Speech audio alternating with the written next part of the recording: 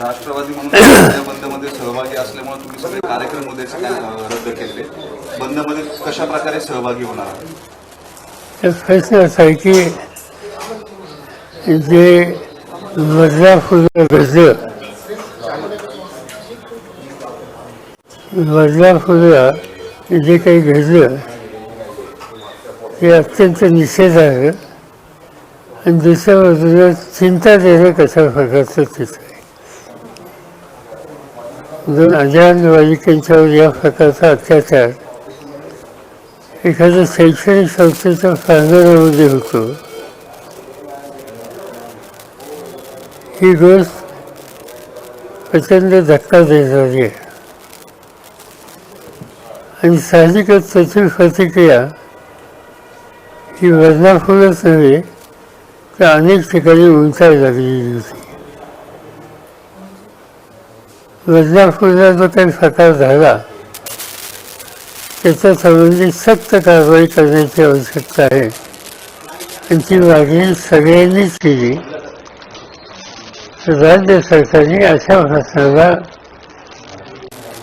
अशा प्रसंगांना आवर घालण्यासाठी अत्यंत सतर्क राहिलं पाहिजे आणि गृह खात्याची यंत्रणा अतिशय सतर्क राहून एक तर याला आवर घातला पाहिजे आणि जिथं गरज असेल तिथं अतिशय कठोर अशा प्रकारची भूमिका त्या ठिकाणी घेतली पाहिजे. कारण जे काही बोलण्यात आलं ते बदलापूरपुरतं सीमित नव्हतं. दुर्दैवाने त्याच्यानंतर 3-4 दिवसामध्ये कुठे ना कुठेतरी काही ना काहीतरी छोट्या मोठ्या गोष्टी अन्य ठिकाणी सुद्धा होतात असं दिसतंय. कुठे बालिकांच्यावर अत्याचार असेल, काही ठिकाणी मुलींच्यावर अत्याचार असेल. हे चित्र आपल्या राज्यामध्ये दुर्दैवानं दिवसेंदिवस वाढतंय असं पाहायला मिळते. आणि याच्याबद्दलचे लोकांच्यात असलेला उद्वेग, राग हा व्यक्त करण्याच्यासाठी त्यांनी उगीच संघर्षाची भूमिका घेण्याच्या ऐवजी एक दिवसाचा बंद करून आणि तो बंद अत्यंत शांततेनं पार पाडून त्याच्यातून जनभावना व्यक्त करण्याची काळजी घ्यावी या हेतूनं हा कार्यक्रम उद्याचा बंदचं आयोजित केलेला आहे. माझ्या पक्षाचे सगळे सहकारी तर सहभागी होतीलच, पण या प्रश्नाच्या संबंधी आस्था असलेल्या महाराष्ट्राचा प्रत्येक घटक याच्यामध्ये सहभागी व्हावं. तो बंद अत्यंत शांततेनं व्हावा आणि या बंदच्या माध्यमातून हे जे काही प्रकार राज्याद्वारे होत आहेत त्याच्या संबंधीच्या तीव्र भावना महाराष्ट्रामध्ये व्यक्त व्हाव्यात हा त्याचा हेतू आहे. मला विश्वास आहे की महाराष्ट्राची जनता आपल्या मुलीबाळींच्या भवितव्याच्यासाठी एक जनमत तयार करायला उद्याच्या कार्यक्रमामध्ये सहभागी होतील आणि त्यातनं आपल्या वेदना व्यक्त करतील. उच्च न्यायालयामध्ये एक याचिका करण्यात आलेली आहे सदावर्त यांच्या वतीनं उद्याच्या बंदच्या संदर्भामध्ये आणि 2:30 वाजेच्या दरम्यान त्याच्यावरती सुनावणी होईल. सर्वोच्च न्यायालयाने यापूर्वी जे आदेश दिलेले आहेत बंदच्या बाबतीमध्ये अनेक वेगवेगळ्या केसेसमध्ये त्याच्या अनुसरूनच निर्णय घेतला जाईल असं उच्च न्यायालयानं सकाळी झालेल्या सुनावणीत म्हटलं. आणि जी याचिका राजकीय हेतून प्रेरित आहे असं न्यायालयानं सुनावलं. यानंतर दुपारी हिअरिंग होईल तेव्हा केवळ सर्वसामान्य नागरिकांना त्रास होणार नाही हा कन्सर्न लक्षात घेऊनच बंदबाबत सुनावणी करू असं उच्च न्यायालयानं म्हटलंय. माझी ठाऊक नाही, मी काही फॉलो केलेलं नाही.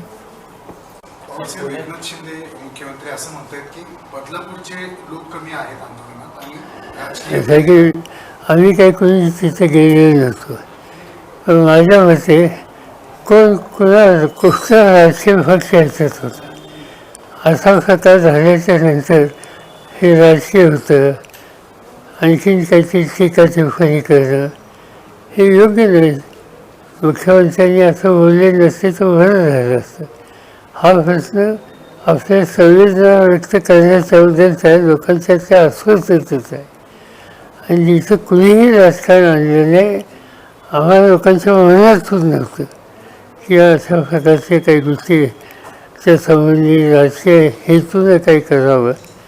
हा केवळ बालिकांच्याबद्दलच्या अत्याचाराच्या संबंधीच्या तीव्र भावना व्यक्त यापेक्षा दुसरं काही नाही. आणि त्याच्याकडे त्या अँगलने बघू नये अशी माझी आग्रहाची विनंती आहे.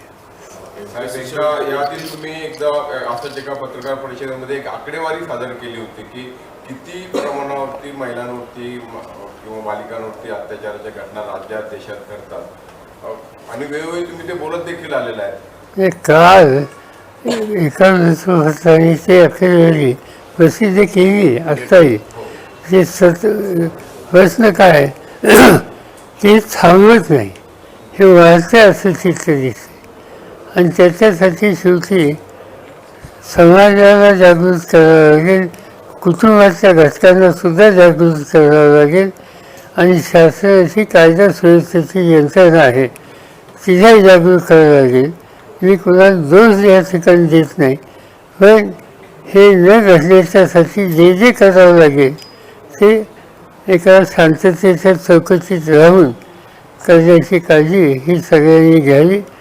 याच्यामध्ये एक लोकांच्या दान तयार करावं याशिवाय दुसरा याचा हेतू दुसरा कुठला नाही. साहेब, त्या दिवशी जी प्रोटेस्ट झाली त्या प्रोटेस्टमध्ये जवळपास 300 लोकांवरती गुन्हे दाखल करण्यात आले, ज्यांनी बदलापूरला आंदोलन केलं आणि रेल्वे रोको केलेला होता. त्यातल्या अनेक जणांचं असं म्हणणं आहे की ते रेल्वे पकडण्यासाठी स्टेशनवरती गेलेले होते किंवा या अशा पद्धतीनं या विषयात झालेल्या प्रोटेस्टवर गुन्हे दाखल करून त्यांना अटक करण्यात आली. अजामीनपात्र माझ्या मते गव्हर्नमेंटने विशेषतः गृहकर्त्यांनी पोलीस दलाने अधिक संवेदनशील भूमिका घेतली पाहिजे. त्या ठिकाणी लोकांची रिॲक्शन आली, त्या रिॲक्शनच्या वेळी लोक एकत्र आले आणि त्यांनी आपल्या भावना त्या ठिकाणी व्यक्त केल्या, शांततेने केल्या. असं असताना त्यांच्या खटले बसणं, अटक करणं या गोष्टी मला असं वाटतं योग्य नाही. राज्य सरकारने गृह खात्याने याच्याकडं अधिक संवेदनशील व्हावं याची आज आवश्यकता आहे. साहेब, राज्यातील साखर कारखान्यांचा एक विषय आहे. आपल्या राज्यातील साखर कारखान्यांचा ठाऊक नाही मला, सध्या 2200 कोटी रुपयांचा एक फक्त मला माहिती नाही. एनसीडीसीने 17 कारखान्यांना राज्य सरकारने थक हमी देऊन 2263 कोटी रुपयांचं कर्ज मंजूर केलेलं होतं. हे सगळे सत्ताधारी आहेत. विरोधी पक्षाचे जे आमदार आहेत त्यांच्या कारखान्यांना पात्र असूनही कर्ज दिलेली नाहीत. आपल्या अशोक बापूंचं घोडगंगा कारखाना सुद्धा त्याचं उदाहरण आहे. ते हायकोर्टात गेले होते आणि हायकोर्टानं फटकारलंय सरकारला हे वितरण थांबवा, कर्ज वितरण. आता की सरकारी चळवळीमध्ये आणि कृषी औद्योगिक उभारणीमध्ये शासनाचा आत्तापर्यंतचा दृष्टिकोन हा तो कुठल्या राजकीय पक्षाचा हा बघण्याचा कधीही नव्हता. यावेळेला राज्यात एक विशिष्ट परिस्थिती निर्माण झाली आणि त्याच्यामुळे कारखानदारीचा काही युनिट संकटात आली. यापूर्वीसुद्धा असं घडलं होतं आणि असं ज्यावेळी घडतं त्यावेळी राज्य सरकार एक नीती तयार करते. ती नीती सगळ्या अडचणीत असलेल्या संस्थांना लागू करतात. या ठिकाणी ही नीती केली, पण त्या नीतीचा लाभ राजकीयदृष्ट्या सोयीच्या पक्ष कारखानदारींनाच देता येईल असा दृष्टिकोन त्यांच्या ठिकाणी ठेवला आणि हे कधी असं घडत नव्हतं. दुर्दैवाने हे घडलं.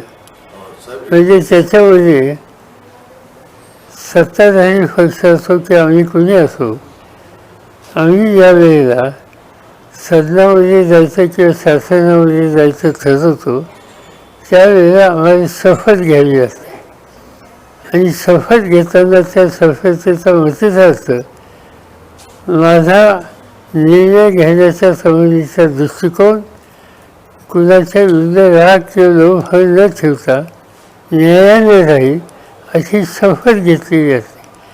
आणि अशी शपथ घेतल्याच्या नंतर या कारखानदारीचे जे कारखाने आपल्याला राजकीयदृष्ट्या सोयीचे वाटत नाहीत यांच्याबद्दलचा वेगळा दृष्टिकोन घेणं हा संस्थेचा सुद्धा भंग आहे.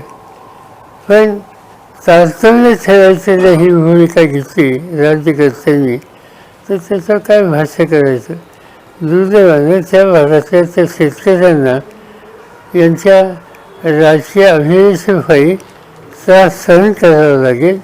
याचं उदाहरण तुम्ही सांगितलं की अशोक पवार असो किंवा होळकरा संस्थेचा कारखाना असो, अशा कारखान्यातल्या शेतकऱ्यांना हे सहन करावं लागते. एमपीएससीच्या विद्यार्थ्यांचं जे आंदोलन झालेलं होतं त्या विद्यार्थ्यांनी आज तुमची भेट घेतली आहे. त्यांच्या मागण्या अजूनही मान्य झाल्या नाही. एकच मागणी मान्य झाली असं त्यांचं म्हणणं आहे. तुमच्याकडे काय असं त्यांनी आज मला काही गोष्टी सांगितल्या. त्यांचे 2 प्रश्न काल आम्ही लोकांनी थोडा हस्तक्षेप केला, त्याच्यामुळे सुचलेत किंवा सुचतात असं दिसतंय. आणखीन काही इश्यूज आहेत. त्यांची अशी इच्छा आहे की ते प्रश्न राज्य सरकारच्या समोर मांडावेत. मी त्यांनी सांगितलं की मुख्यमंत्र्यांच्या नावानं तुम्ही लेखी निवेदन करा, आपण त्यांच्याकडे पाठवूया आणि त्यातनं काही मार्ग काढता आला तर तो काढूया. महाविकास आघाडीमध्ये मुख्यमंत्री पदाचा उमेदवार घोषित करण्याच्या बाबतची चर्चा सध्या थांबवावी अशी भूमिका काँग्रेसनं घेतली आहे. ज्यात उद्धव ठाकरे जास्त आग्रही आहेत, त्यांना प्रत्युत्तर करू नये अशी भूमिका काँग्रेसनं घेतली आहे. आता शिवसैनिक उद्धव ठाकरेंकडे आग्रही आहेत की मुख्यमंत्री पदाचा उमेदवार आधी जाहीर करायला सांगावा तिन्ही पक्षांच्या समन्वय समितीला. असे माझ्या पक्षापुरतं मी सीवी सांगू इच्छितो की आमच्याकडे कुणाला इंटरेस्ट नाही. आमच्याकडून कुणाला प्रोजेक्ट करायचं नाही. आम्हाला महाराष्ट्रातल्या सत्तेत परिवर्तन हवं आहे आणि सत्तेत परिवर्तन करून एका विचारानं या राज्यातल्या जनतेला उत्तम प्रशासन द्यावं ही आम्हाला लोकांची इच्छा आहे.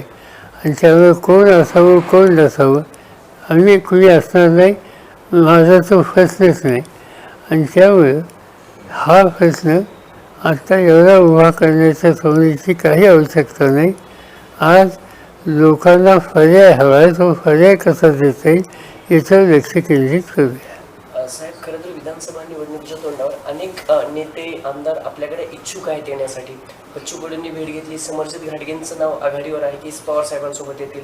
इंदापूरमधनं 1-2 नावे येत आहेत. यापैकी कुणाचा संपर्क होऊ शकल्या पक्षासोबत किंवा आपला निर्णय काय असणार या सगळ्यांना? असं नाही, सरसकट तुम्ही सांगता अशी काही स्थिती नाही. काही लोक भेटतात नाही असं नाही. त्यांनी काही वेगळी भूमिका घ्यायची तयारी ठेवलेली असं बोलतात, पण प्रत्यक्ष घडेल त्यावेळेला आपल्याला त्याचा विश्वास ठेवता येईल. कदाचित कोल्हापूरचा जो इश्यू तुम्ही या ठिकाणी सांगितला, मला असं वाटतं की बहुतेक 3 तारखेला मी कागदला जातो आहे आणि कागदला गरवी चौकात तिथं एक जाहीर सभा घ्यावी असा कागदकरांचा भयंकर आग्रह आहे. आणि त्या आग्रहाला मी प्रतिसाद द्यायचं ठरवले आहे. पुण्यातही वडगाव शहरी किंवा या परिसरातले अनेक इच्छुक तुम्हाला येऊन भेटत आहेत. जुने सहकारी तुमचे बापूसाहेब पठारे सुद्धा तुम्हाला भेटून गेलेत. पुणे जिल्ह्यापुरतं सत्यशील शेरकर, बापूसाहेब पठारे ही काही तुमच्या लेखी निश्चित झालेली नावं असतील का? असं की आम्ही सगळेजण अनेक वर्ष एकत्र काम करतो आणि त्या कामाच्या निमित्तानं लोक भेटतात, यापेक्षा दुसरं काही नाही. आज उमेदवारांची निवडची ही प्रक्रिया आमच्यात अजिबात नाही. माझी माहिती अशी आहे की हे 3 पक्ष आता एकत्र येत आहेत. राष्ट्रवादी काँग्रेस पक्ष, उद्धव ठाकरेंच्या नेतृत्वाखालचा पक्ष. आणि माझी इच्छा आहे की बाकीचे डावे पक्षसुद्धा याच्यामध्ये यावेत. या 3 पक्षाच्या प्रमुखांची एक बैठक झाली. ही बैठक मतदारसंघ कुणी कोणते लढवावेत या संबंधीचा विचारविनिमय करायला आयोजित केली होती.